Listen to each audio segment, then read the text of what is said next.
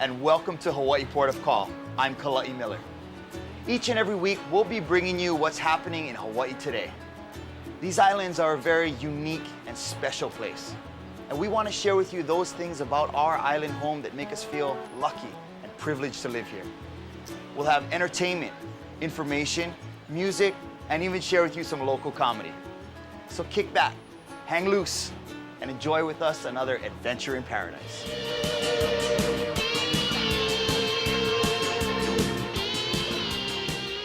We're here at the National Memorial Cemetery of the Pacific at Punch Bowl Crater to honor the men and women who put their lives on the line every day to protect our country and ensure our freedom. It's doubtful that any state in America has such a unique history and long-standing relationship with the military as does Hawaii, and it's been that way since the mid-19th century. I had the honor of sitting down with Hawaii's own Senator Daniel K. Inouye, currently chairman of the Senate Armed Forces Committee, but also a veteran of the most decorated unit from World War II, the 442nd Regimental Combat Team.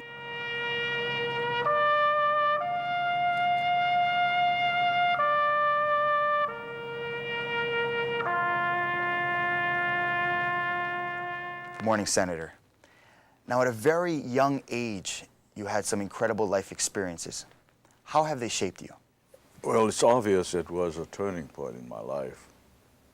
As a young man, like all others, I had my dreams. I wanted to be a physician. But when the war came along, you can virtually see your dreams all shattered. But then something else happened. A few weeks after December the 7th, the government of the United States, by official decision, declared that all of us of Japanese ancestry were to be declared 4C in the draft selective service as 1A, 4F. 4C is the dreaded designation of enemy alien. So here I was, a young boy who considered himself a very patriotic American, suddenly finding himself in the category of the enemy. And then about a month later, another decision was made. This was Executive Order 9066, in which 10 concentration camps were established on the mainland to house 120,000 Japanese Americans. So at that point, many of us, though we were very young, began to petition the government of the United States to give us an opportunity to sign up and serve in uniform, if necessary, to prove, if that has to be done, our loyalty and our citizenship. And then in January of '43, the White House responded and said, okay. And President Roosevelt issued a directive saying that Americanism is not a matter of race or color, but a matter of mind and heart, and established the 442. And he asked for volunteers of from Hawaii, about 1,800. Well, it turned out that 85% of the eligible Japanese Americans volunteered. We could have formed the division if we wanted to. We trained in Mississippi. I think this is an interesting chapter in our lives. Mississippi is a segregated state. And we had no idea where we were headed for our training. When the rumor came around that it was Mississippi, the reaction was almost sudden. My God, are we going to Mississippi, the place where they lynch people? And we saw signs, colored only and white only and such, but the government of Mississippi sent us a letter, the governor himself, stating that while you're here training, we hope you'll enjoy yourself and consider yourself white. So for a brief moment, I was a haole.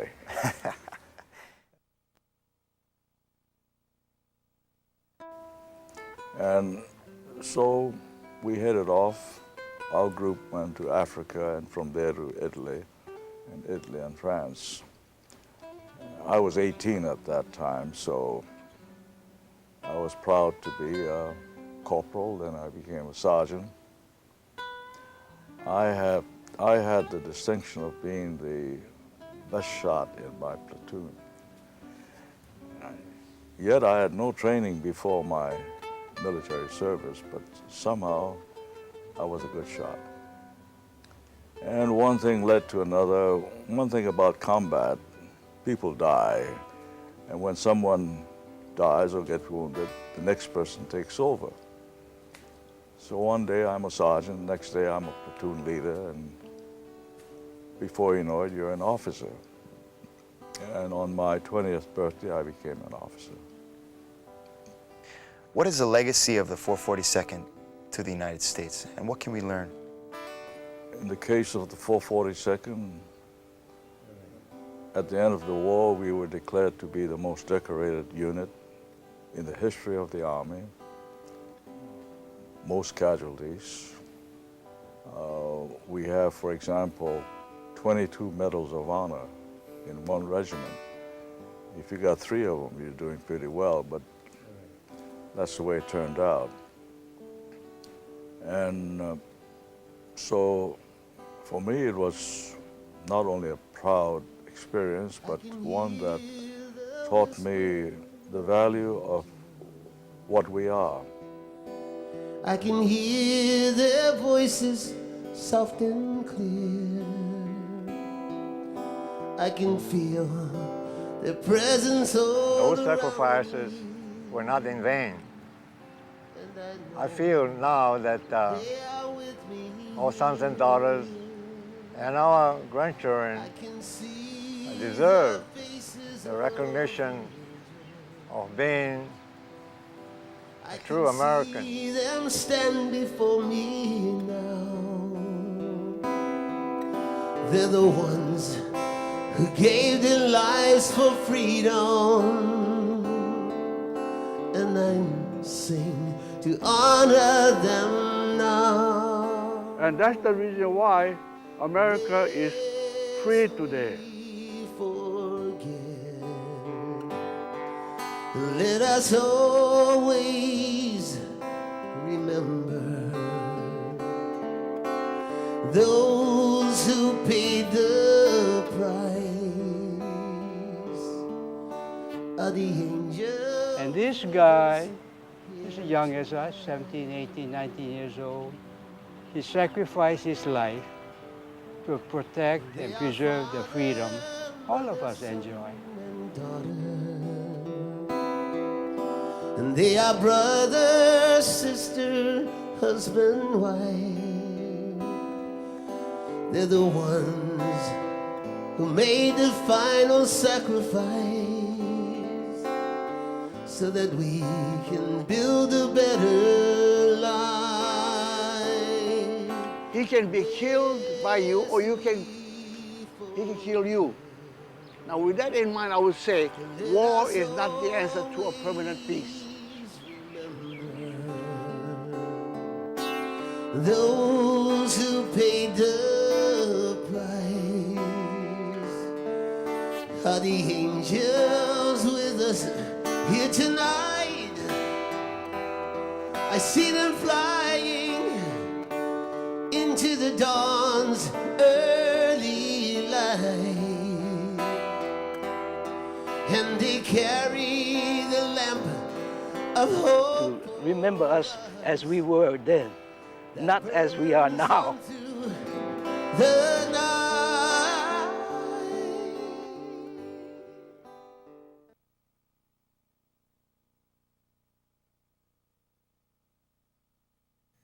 Senator Inouye has taught us a bit about the military's history in Hawaii. Now, we'll take you out to Schofield Barracks and bring you up to date on the new Army in Hawaii, the Tropic Lightning 25th Infantry Division, one of the largest military units in our country.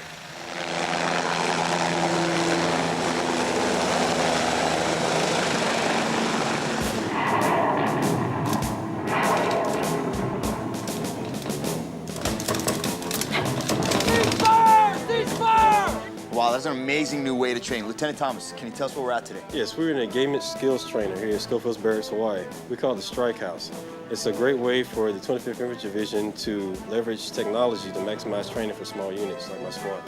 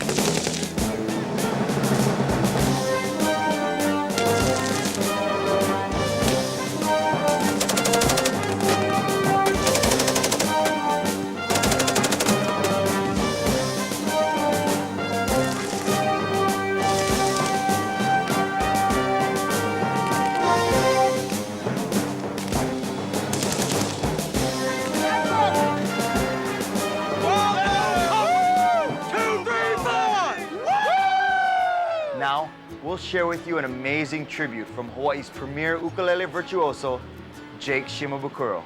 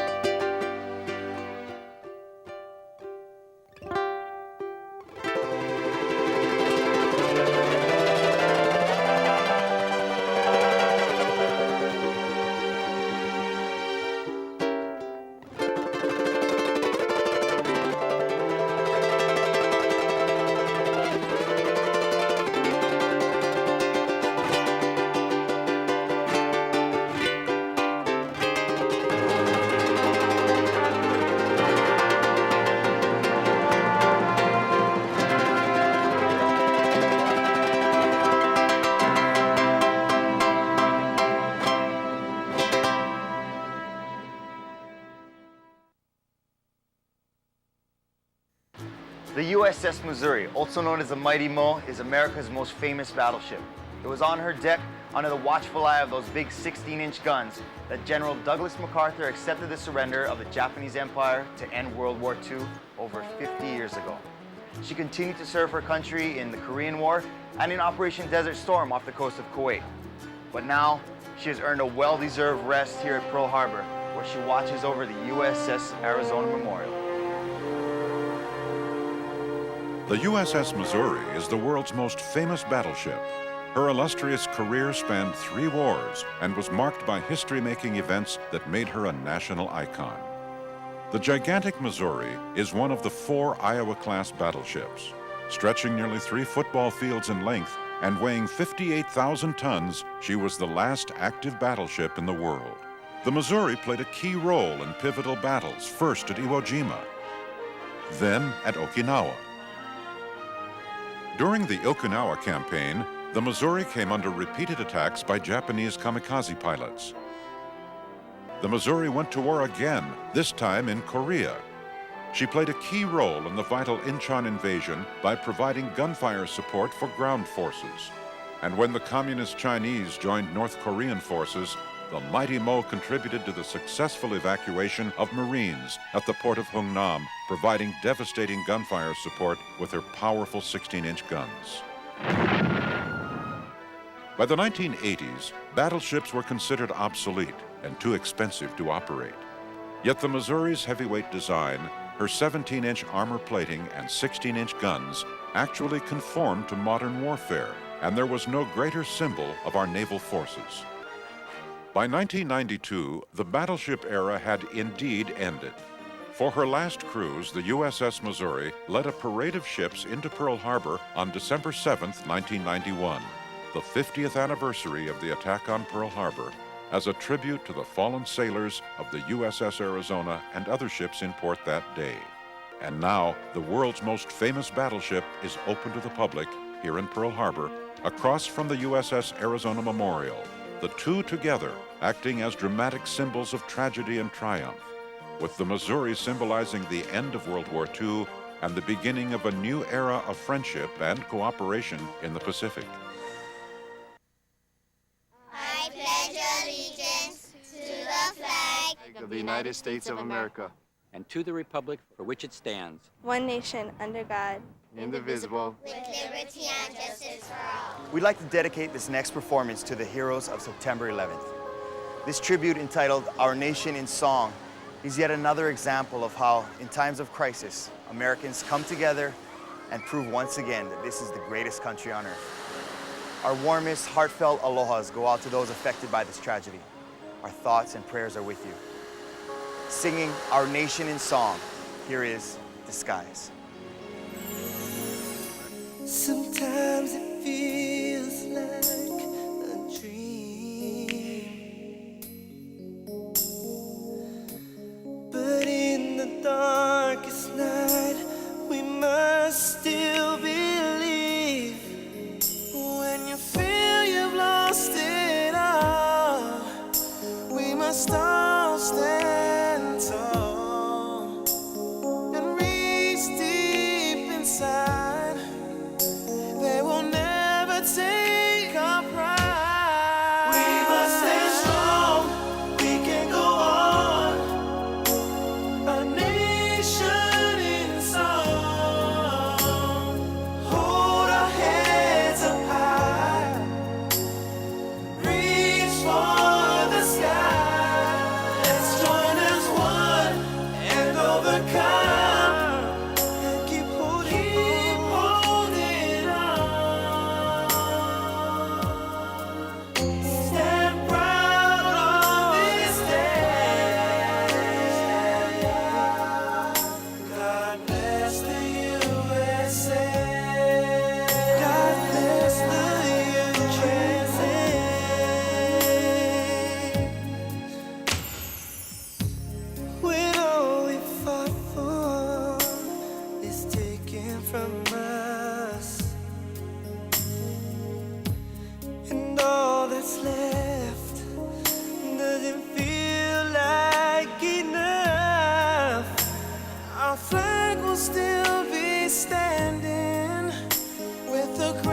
Of God provided. Let's reach deep inside. They will never take our pride. We must stay strong. We can go on. A nation in song. Hold our heads up high. Reach for the sky. Overcome. Keep holding on. Stand proud on this day. God bless the USA.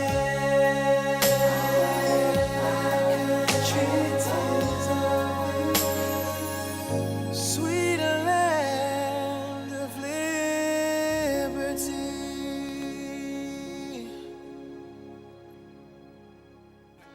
From the Pacific Beach Hotel in the heart of Waikiki, I'm Kala'i Miller. On behalf of everyone at Hawaii Port of Call, we'd like to thank you for being with our show today. It's been a privilege to share Hawaii and our aloha with you each and every week. We look forward to seeing you again soon. From everyone at Hawaii Port of Call, we'd like to send a big mahalo out to the Department of the Navy, Department of the Army, our veterans from the 442nd, and especially Hawaii's own Senator Daniel K. Inouye. And speaking of Hawaii's own, big thanks to Disguise, Jake Shimabukuro, and Henry Kapono for their moving tributes to our men and women in uniform. We hope you enjoyed the show. Join us next time for more Adventures in Paradise. Ahui ho. Now Hawaii today may not be like the one you found before, but this is